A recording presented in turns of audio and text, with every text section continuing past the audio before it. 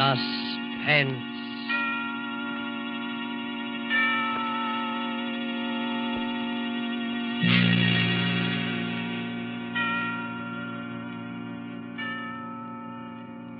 This is the Man in Black, here again to introduce Columbia's program, Suspense. Our star tonight is Bela Lugosi, playing the part of Professor Antonio Basile, psychologist. The story is by J. Donald Wilson, who calls it The Doctor Prescribed Death. If you have been with us on these Tuesday nights, you will know that suspense is compounded of mystery and suspicion and dangerous adventure. This series of tales is calculated to intrigue you, stir your nerves, to offer you a precarious situation, and then withhold the solution until the last possible moment. And so it is with the Doctor Prescribed Death and Bela Lugosi's performance. We again hope to keep you in suspense. Professor Antonio Basile has a theory, but let him tell you about it. As a psychologist, I have worked out a theory I know to be sound. I contend that a person who has decided to kill himself can very easily be turned from this desire to the desire of taking the life of another. I can prove my theory, and if necessary, that is exactly what I will do.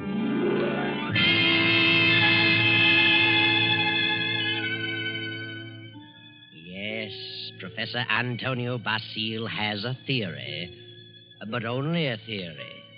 And he's worried about what his publisher will say, so he visits the editor, whose name is Hellman.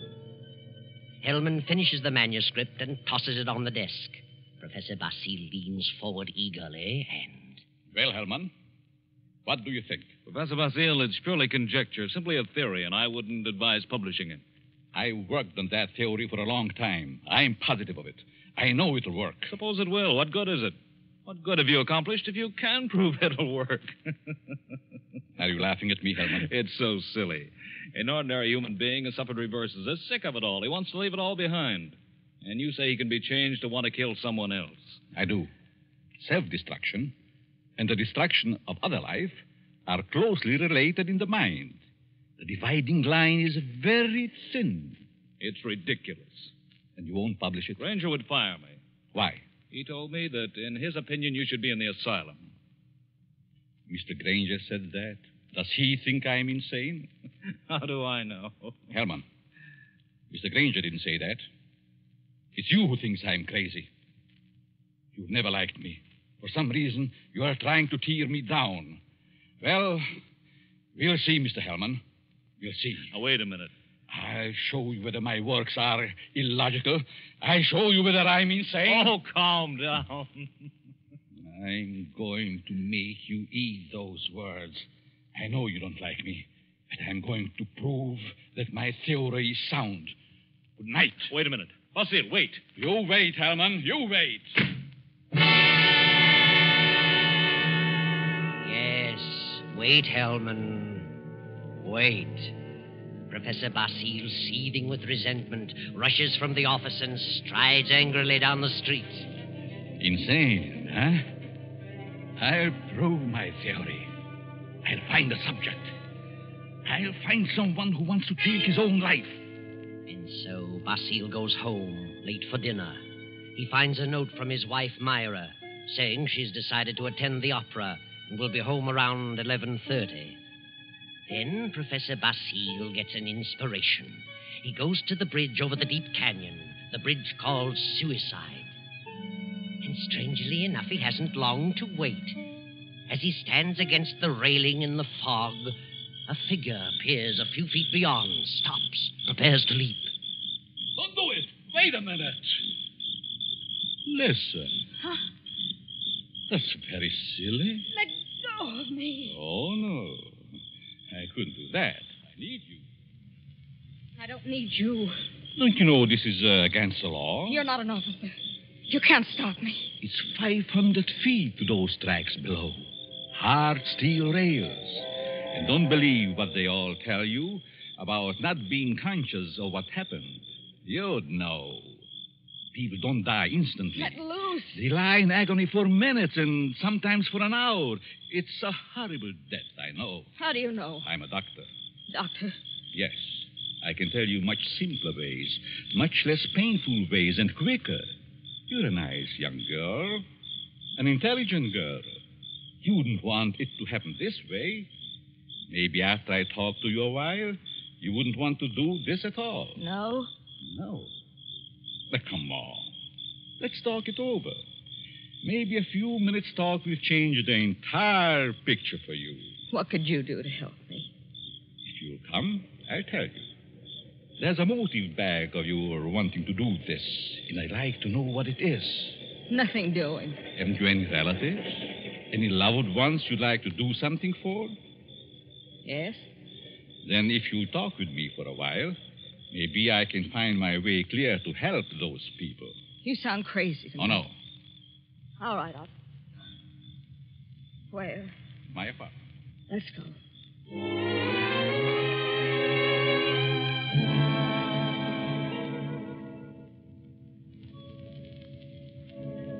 Well, here we are. Come in, please. Well, what do you want to know? Sit down first. Are you hungry? No, I'm not that broke. It isn't poverty. I knew that. I could tell by your clothes. Now, first, why did you come here? Why?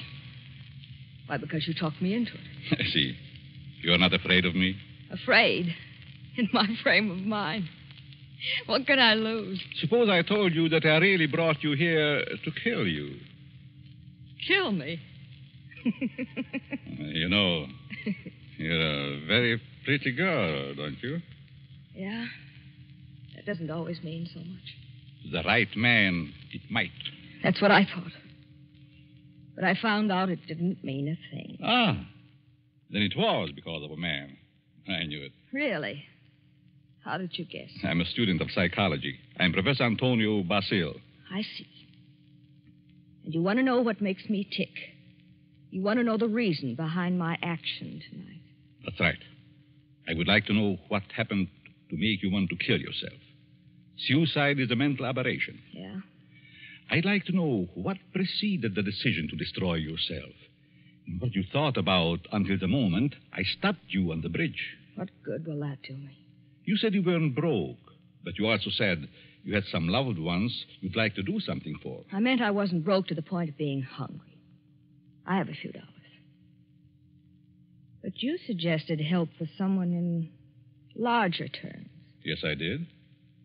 Who is the loved one? My mother? You are her only means of support? Yes. And you intend to kill yourself? Yes.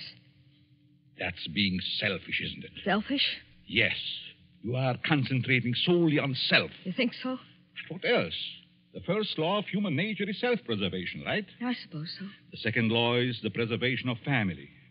Yeah? So you decide to deny the first law and destroy yourself. And as a consequence, deny the second and leave your mother alone and in need. You indicate a form of insanity. What would be normal? To destroy the other person. The one who has done you wrong. Have you hurt him? No. Then the one who has done wrong should be the one to suffer. You have no legal recourse? Legal recourse? No, I haven't, I'm sorry to say. And you would kill yourself to let your poor mother suffer because of the wrong of another. Why shouldn't he be the one to suffer? I suppose you're right. Why shouldn't he? What happened after all? Why not tell me about it? Were you married? No. He never seemed to find time to get around to marriage. What's your name? Gladys. Gladys Tanner. How long had you known him? Almost 4 years. And you always thought he meant to marry you? Yes. Until 3 weeks ago. Yes? On July 1st, he had to leave town for a week on business. Said he was going to Kansas City. When he came back, he seemed to be too busy to see me. Then a week ago, I found a snapshot along with several others in his desk in his home. May I see it? Certainly. It's a picture of him and another woman. But the picture was not taken in Kansas City. It wasn't? No, it was taken on the beach at Atlantic City. And it's dated by the finisher, July 3rd. Since he returned, he's refused to see me. Yesterday, he finally said he didn't care to see me anymore. That I'd better forget him. But it isn't so easy as that, is it? No. I figured I'd done something. And blame myself. Do you know this blonde woman in this snapshot? No. Then it must be a woman he has met recently. You've known him for 4 years. I don't think you are to blame. He's the one in the wrong. And he should be made to suffer. How? You were going to kill yourself. Why should you? Kill him instead. He double-crossed you. He deserves it. Now, let me go a little deeper into the situation. Whenever a person has reached the conclusion to take his life...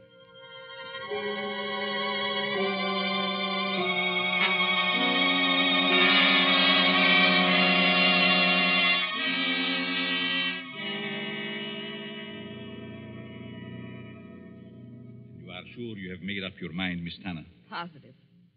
Now, if you're careful, you won't be caught. No.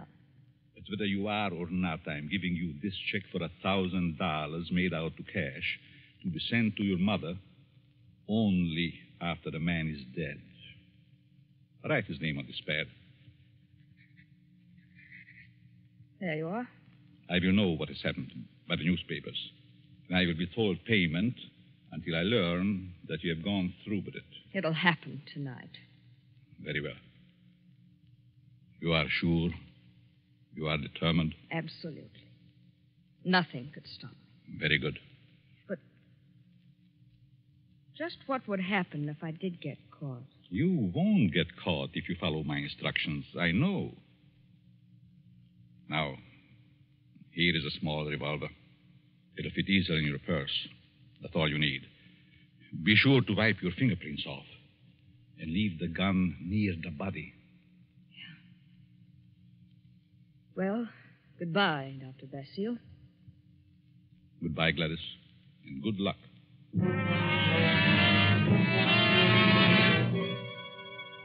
Professor Basile watches Gladys as she crosses the street to the dimly lighted bus stop. Then he rushes to his car and drives away.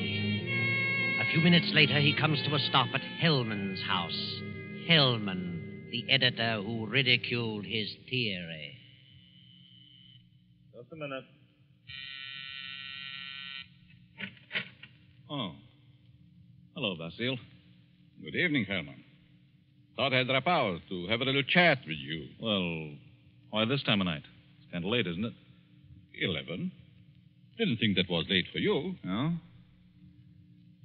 Come in. Thanks. Sit down. What's on your mind? I want to talk to you about my theory you ridiculed so definitely. My theory about suicide. Oh. Well, I just don't believe it, that's all. And I said I'd prove it, didn't I? Yes, but what are you getting at? It's going to be proved. My theory is going to be proved tonight. Well, that's fine. Go right ahead and prove it. I don't like you, Hellman. I never liked you. And I know you don't like me. I can't help that, Basile. What are you staring at? Is there someone here with you? Certainly not. Why? That's a woman's purse on the Davenport. Oh, my secretary dropped by earlier this evening with the manuscript. She must have forgotten it. She's not here now? Of course not. Then I'll continue. I found a subject. A girl who was ready to commit suicide because a man jilted her. In a few hours, I was successful in changing her thoughts from suicide to homicide, and she is going to kill the man tonight. What do you think of that? There may be a dozen murders tonight. But you'll know which one I mean. You'll know about this murder. What do you mean? Because I'm going to tell you who the victim is going to be. You know who the intended victim is? Why don't you stop it? But then I wouldn't have proved my theory. If you put this girl up to it, you're as guilty as she is. You're insane, Basile, hopelessly insane. You think so, Herman? The whole idea is mad, too utterly ridiculous for words. No sane man would ever think of such a useless, senseless idea. And for heaven's sake, stop laughing. I'm thinking about the victim when he learns. Who is the victim? Martin Hellman. Me? Yes, you. I don't believe you. You will this time. Who is this girl? I know no girl who'd want to kill me. This one does. Now. Oh, nonsense. However, I wouldn't put it past you to hire someone to do something like this. No. This girl is no fake. This girl is serious. Deadly serious. You probably hypnotized some poor woman, figuring she'd never remember what happened. Oh, Hellman, you underestimate me. Maybe I do underestimate your evil mind. But believe Put me... up your hands, Hellman. Get away from that desk. I'll just take care of that gun, Hellman. That's better. Well, since when did you start carrying a gun, Basile? A gun? Don't be silly. This isn't a gun in my pocket. It's just my pipe. See? Well, what do you hear, Herman? Nothing. Oh, yes, you do. I heard it, too. The sound on the porch. I leave now. The back way. I put your gun in the kitchen. And I'll be very careful to remove all my fingerprints. You insane fool. Oh, fancy you. You, Hellman, you are going to help prove my theory. Good night, Hellman. Crazy devil. I'll have him locked up before he gets across town. Good evening, Mr. Hellman. Huh? How did you get in here? Through the patio door. What do you want? I wanted to talk to you. Very strangely. You're just imagining things. And what are you doing here? I wanted to tell you something. Yeah? What? When you first indicated to me that you were through with me, I was terribly hurt. I thought all along that we were to be married. I couldn't understand. I tried and tried to think of something I'd done to cause our breakup. Then I happened to find this snapshot in your desk. Snapshot? Take a look at it. Kansas City. No, Atlantic City, New Jersey. You and a blonde. And the date is stamped on the back. A business trip. Ha! Well, what about it? I just wanted you to know that you weren't so slick. I wanted you to know that I knew about the blonde. That I knew you'd lied. Now that you've told me, what good does it do you? A lot of good. First, I thought you came here for money. How could you think such a thing? Well, I think you'd better go now. I'm going. Goodbye, Morton. And good luck in your new venture. What venture? This one. Gladys! Gladys! And wish me luck in mine.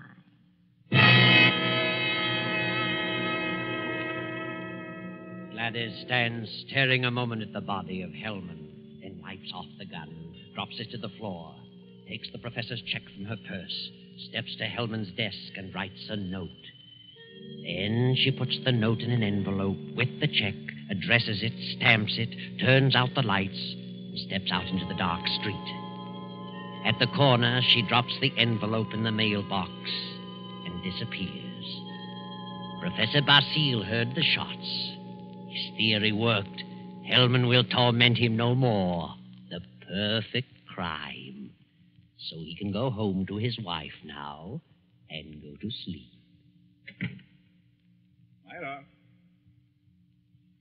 Myra. Huh? What? Oh, Antonio. What are you doing asleep on the Davenport? Do you know what time it is? It must be after midnight. I've been waiting for you. How was opera? Oh, fair. Nothing to brag about. Who sang the lead? Bill Chiardi. He wasn't very good. Vulgarity. Mm-hmm. He's a poor Othello. Othello?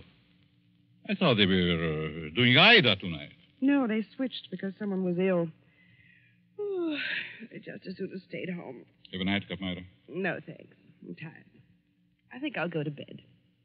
I'll be along presently. Good night.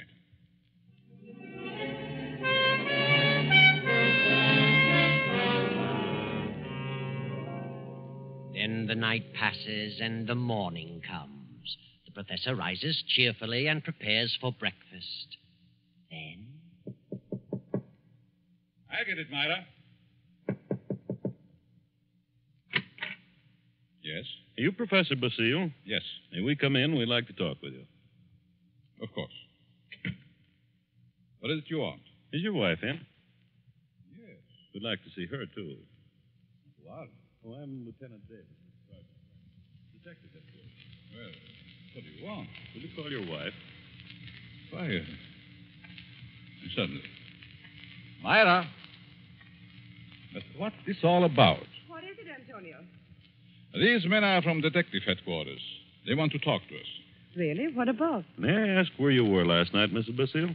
Certainly. I went to the opera. What time did you get home? Oh, I imagine it was around 11 or shortly after. Mm-hmm. Were you at home last evening, Professor? Well, I was at the club and got home about 12:30. By the way, do you know a Morton Hellman? Certainly. What about him? He's been murdered. Murdered? Good Lord. When? Around midnight last night. I found him this morning. How terrible. Why, I've known him for years. He was editor-in-chief of the company publishing my writings. I'm a psychologist, you know. Yes, we know. But what do you want to know from us? We weren't connected socially with Hellman, just in business. Did you know him, Mrs. Basile? Yes, I knew him very slightly. Do either of you know of anyone who'd have reason to kill him? Certainly not. Everyone thought highly of him. Did you ever hear of a girl named Gladys Tanner? Lady Stanner? No. Did you know of a Gladys Tanner, Mrs. Basile? No. Is this your purse, Mrs. Basile? Why, of course it is. That's the one I gave you last Christmas, Myra. Well, yes. I must have lost it downtown. Where did you find it, Lieutenant? At Hellman's home. Hellman's home? Well, how in the world? Good heavens, but We how... found it on the sofa. Well, I can't imagine how it could get there. And this is the revolver that killed Hellman, found on the floor beside him. What? No fingerprints on it, however. What? May I see it? Why, Myra, this is your gun. I bought this for you 2 years ago when I went on the lecture tour. Yes, I think it's mine, but it just doesn't make sense. Did you have the gun in your purse when you lost it last night? Well, perhaps I did. I'm so confused now I can't remember. That thing, Myra. The thing, it is terrible. Oh, I know. Oh, dear, I feel ill. Did you ever fire this gun? Yes, once last year up in the mountains. I wanted to see how it worked. Ever reload it? No, I've never reloaded it. I just didn't think about it. Maybe I did put it in my purse. Why, I don't know. And whoever found the purse may have used the gun to... Oh, I just can't seem to think. This gun misfired on the first 2 shots. The other 3 killed Hellman. This is the most amazing piece of coincidence I ever heard of. Why would my wife want to do such a thing? Why should she get to Hellman? She hardly knew him. Are you sure about that, Professor? Of course. Well, sorry to say that I don't believe her. What? This is ridiculous. This is going to be a shock to you, Professor, but here's a snapshot we found on Hellman's desk. Taken in Atlantic City last July. Good heavens. Why, this is you, Myra. You and Hellman. You were at your mother's in Florida in July. Myra, look at me. What does this mean? I can't. And I can't believe such a thing. May I have the purse, the gun, and the photo? Thank you. I'm sorry, but I'll have to take her down to headquarters. But I didn't kill him. I didn't. I wouldn't. I loved him. Myra. You better pull yourself together. You'll have to go back. You'll want photos and fingerprints. Yes. Better get it ready, Myra. Certainly looks bad for her. Afraid it does. Looks like an open and shut case. Oh, will you come along too, Professor? Certainly. And so it all worked out beautifully. Not quite as the professor had planned. But then he changed his plan from the moment when Gladys Tanner showed him the snapshot taken in Atlantic City. And he realized that the girl's fiancé was Hellman, and the blonde was Myra, his wife. He had no intention of allowing Gladys Tanner to kill Hellman until he saw that snapshot. And when he recognized Myra's purse in Hellman's home, he decided to let Gladys kill him and the blame be placed on Myra. The perfect crime. But several hours later, after fingerprints and many questions, the professor is just about to be dismissed when Sergeant Rankin steps into the room and speaks quietly to Lieutenant Davis. What is it, Rankin? I stayed at Basile's place, as you said. Well? A few minutes ago, a special delivery letter came for the professor. This'll knock your eye out. Read it. Huh? Wow. This fits perfectly with the writing we were trying to make out on Helm's desk blotter. Professor, here's a letter sent special delivery to you a few minutes ago, postmarked last night. Read it. Dear Professor Basile, your theory worked a certain degree. You convinced me I should kill him. But when that gun you gave me misfired twice, I almost quit. Go ahead, Professor. Read on. Then as I looked at him on the floor, the feeling of self-destruction came back. I'm going ahead with my plan. Here's your check. I won't need it. Besides, I lied to you. I lost my mother long ago. Better luck next time. Gladys Tanner. And a half hour ago, they found her body beneath Suicide Bridge. Well, Professor, your perfect crime has failed. Failed. Yes, failed. Wonderful setup on paper, but your theory backfired, and you're up for murder. But I didn't kill him. But you planned it, and you're as guilty as Gladys. She's paid her penalty. Now it's your turn. No. I won't be hanged. Never! Rankin, grab him.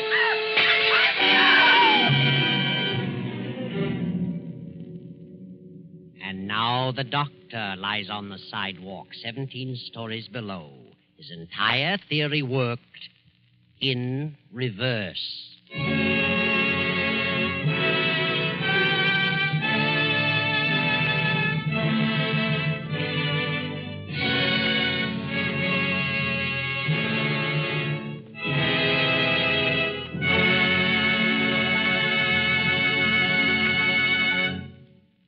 And so closes the doctor-prescribed death, starring Bela Lugosi. Tonight's story of Suspense. It came to you from Columbia Square in Hollywood.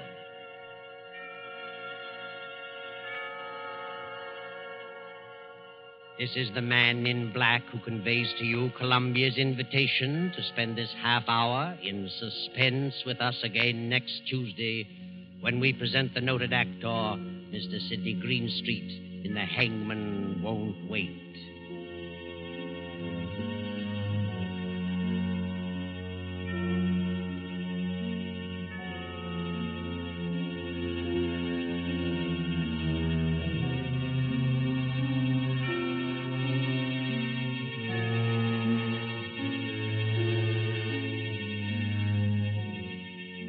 William Spear, the producer, Ted Bliss, the director, Lud Gluskin, the musical director, Lucian Mahuik, the composer, and J. Donald Wilson, the author, collaborated on tonight's Suspense.